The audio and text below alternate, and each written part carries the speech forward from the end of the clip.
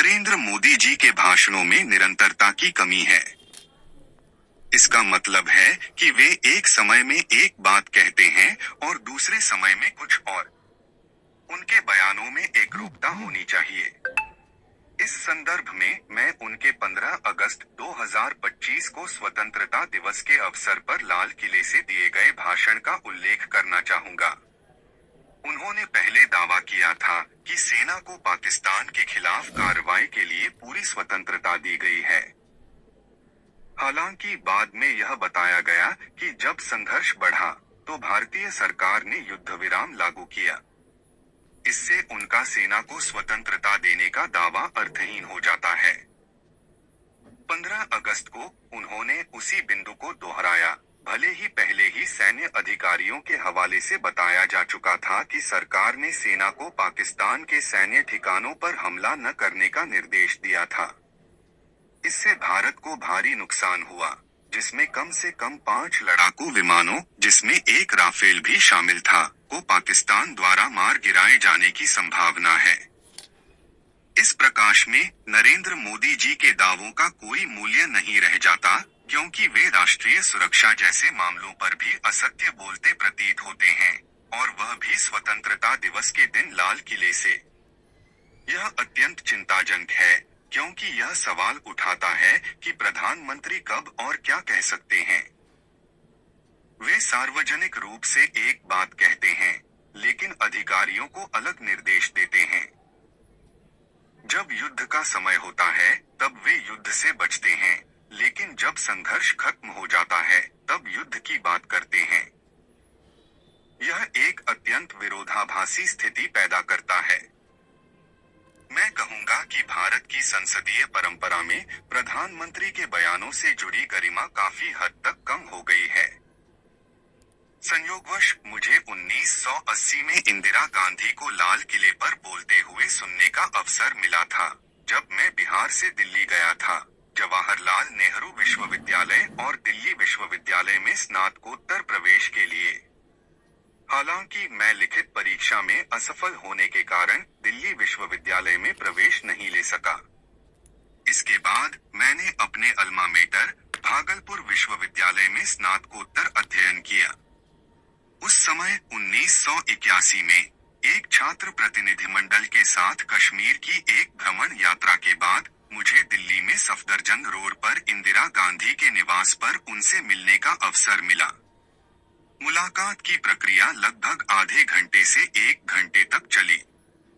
जब उन्होंने मुझसे हमारे दौरे का कारण पूछा, तो मैंने उन्हें बताया कि हम छात्र हैं और उस दौरे के हिस्से के रूप में उनसे मिलने आए हैं। उस बातचीत के दौरान उनकी शख्सियत और व्यवहार में उनकी ताकत स्पष्ट रूप से झलकती थी। उनकी शहादत और उनके योगदान, जैसे कि पाकिस्तान को विभाजित करके बांग्लादेश का निर्माण, को देखते हुए वर्तमान प्रधानमंत्री की तुलना में वे कहीं बेहतर थीं। मैं यह भी कह सकता हूं कि उस समय मोदी जी का कद इतना महत्वपूर्ण नहीं था कि वे इंदिरा गांधी से मिले हों। वे दावा करते हैं कि उन्होंने दिल्ली विश्वविद्यालय में पढ़ाई की, लेकिन अगर यह सच होता तो शायद वे किसी समय उनसे मिले होते, और अपनी उपलब्धियों को प्रचारित करने की उनकी आदत को देखते हुए वे ऐसी तस्वीर जरूर साझा करते। उदाहरण के लिए, हम जानते हैं कि सीताराम येचुरी, जब वे जेएनयू में छात्र थे, तब उनकी इंदिरा गांधी के साथ एक तस्वीर थी। इंदिरा गांधी जो कहती थीं, वह करती थीं, जबकि वर्तमान प्रधानमंत्री एक बात कहते हैं और दूसरा करते हैं। कभी कभी वे बड़े बड़े बयान देते हैं, लेकिन कोई कार्रवाई नहीं करते।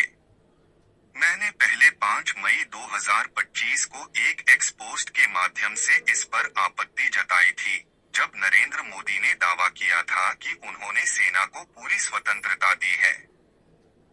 मैंने बताया था कि एक लोकतांत्रिक व्यवस्था में सेना स्वतंत्र रूप से निर्णय नहीं ले सकती। उस पोस्ट को कम से कम 500 लाइक्स और लगभग 4 लाख व्यूज मिले थे। मैंने उस पोस्ट को 5000 रुपए के साथ टेस्ट के रूप में प्रचारित किया था, जिसके कारण इतनी अधिक पहुंच हुई।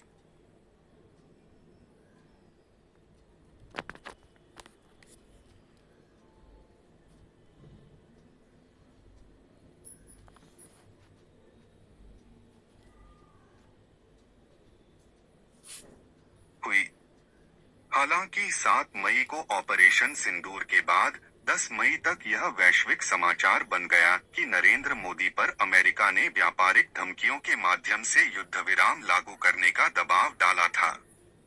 यह युद्ध विराम 22 अप्रैल को पहलगाम में शहीद हुए लोगों और ऑपरेशन सिंदूर के बाद पाकिस्तानी गोलाबारी में मारे गए लोगों के लिए अपमान था। उस गोलाबारी में नियंत्रण रेखा के पास कई नागरिकों और सैनिकों ने अपनी जान गंवाई। उस समय राष्ट्र पाकिस्तान को सबक सिखाने के मूड में था और सेना युद्ध के लिए तैयार थी। फिर भी नरेंद्र मोदी विदेशी दबाव में झुक गए और युद्ध विराम के लिए सहमत हो गए। इसके बाद अमेरिका ने तेल खरीद को बहाने के रूप में इस्तेमाल करके रूस पर दबाव बनाने के लिए भारत पर टैरिफ लगाए। यह दावा कि नरेंद्र मोदी रूस की मदद कर रहे हैं, गलत है। वे एक व्यवसायी की तरह व्यवहार करते हैं, अपने हितों के लिए रूस से तेल खरीदते हैं। अगर कल उनके हित यूक्रेन के साथ संरेखित होते हैं, तो वे वहां से तेल खरीदना शुरू कर देंगे। वे ईरान से भी तेल खरीदते हैं। उनकी कोई स्पष्ट नीति नहीं है और इस संबंध में रूस को सावधान रहना चाहिए। इसी तरह 15 अगस्त 2025 को उनके अन्य बयानों की गंभीरता को निराधार समझा जा सकता है। देश को तभी लाभ होगा जब नरेंद्र मोदी जी जल्द से जल्द सत्ता से हट जाएं। धन्यवाद। धन्यवाद।